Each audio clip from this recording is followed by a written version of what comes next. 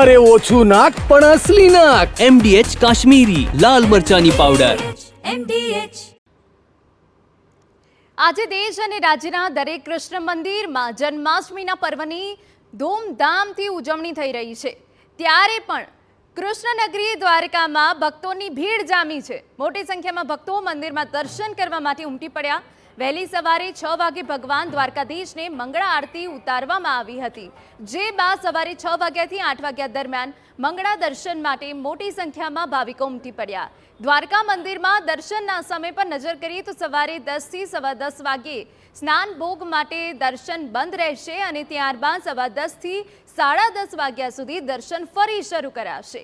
શૃંગાર ભોગ માટે સવારે 10:30 થી પોણા 11 વાગ્યા સુધી દર્શન બંધ રહેવાના છે. શૃંગાર આરતી સવારે પોણા 11 થી 11 વાગે થશે. ત્યારબાદ સવારે 11 થી સવા 11 વાગે ફરી દર્શન થશે.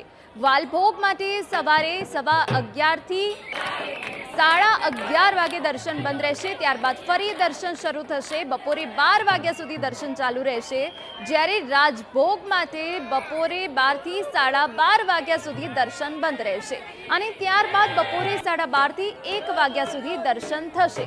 બપોરે 1 થી સાંજે 5 વાગ્યા સુધી મંદિરમાં દર્શન બંધ રહેશે. સાંજે 5 વાગે ઉત્થાપન દર્શન સાથે મંદિર ફરી ખુલશે અને સાંજે 5 થી સાડા 5 વાગ્યા સુધી દર્શન ચાલુ રહેશે.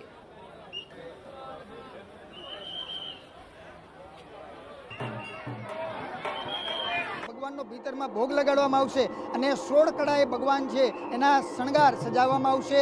સેફ્રોન કલર એટલે કે ખાસ કરીને કેસરી કલરના વસ્ત્ર ભગવાનને પરિધાન કરવામાં આવશે. ભગવાનના મસ્તક ઉપર મોર પીછ મુગટ ધારણ કરવામાં આવશે.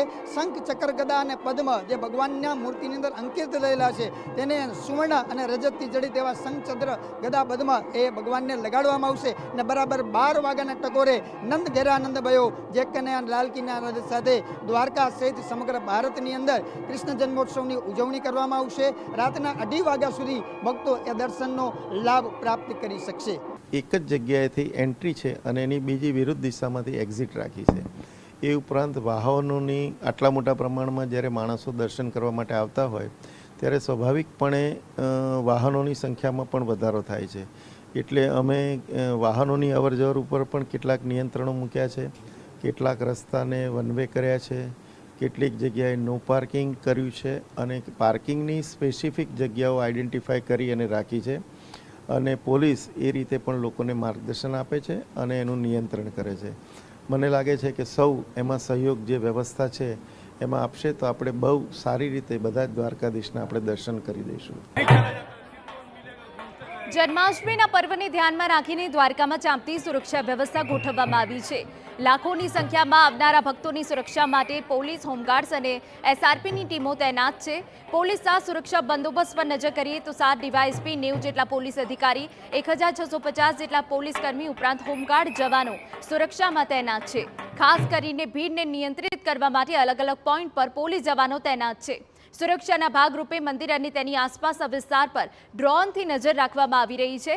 આ ઉપરાંત CCTVની મદદથી પણ પોલીસ સઘન મોનિટરિંગ કરી રહી છે.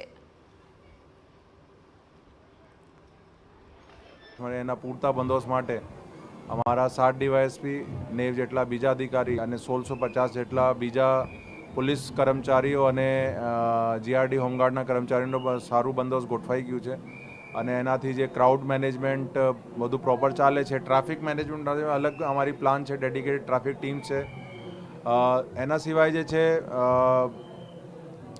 કિસ્સા કાતરું અને અસામાજિક તત્વો સારું એક કંટ્રોલ રહે એના માટે અમારી LCB, SOG અને સ્થાનિક પોલીસની જુદા જુદા ટીમે જે છે સિવિલ ડ્રેસમાં અલગ અલગ જગ્યા પેટ્રોલિંગમાં છે. MDH ચણા મસાલા.